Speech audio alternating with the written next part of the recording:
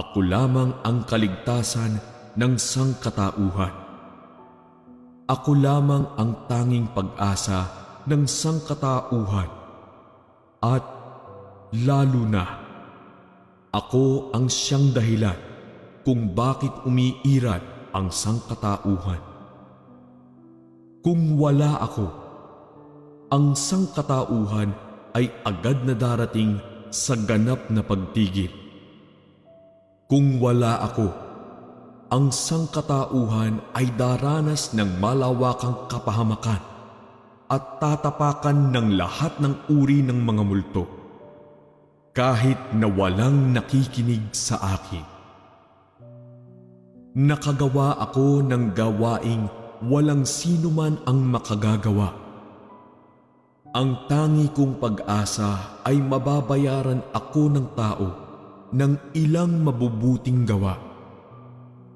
Kahit na yaong makakabayad sa akin ay napakaunti, tatapusin ko pa rin ang aking paglalakbay sa mundo ng tao at uumpisahan ang susunod na hakbang ng aking gawaing nalalantad.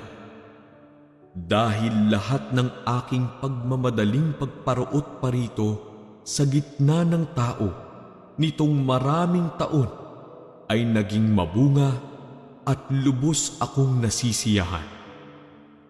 Ang aking iniintindi ay hindi ang bilang ng mga tao bagkus ang kanilang mabubuting gawa.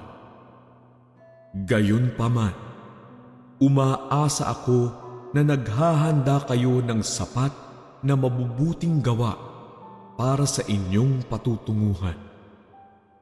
Saka ako masisiyahan. Kung hindi, wala sa inyo ang makatatakas sa sakunang darating sa inyo. Ang sakuna ay nagmumula sa akin at mangyari pa ay isinasaayos ko. Kung hindi kayo makapagpapakita bilang mabuti sa aking mga mata, kung gayon, hindi ninyo matatakasan ang paghihirap ng sakuna.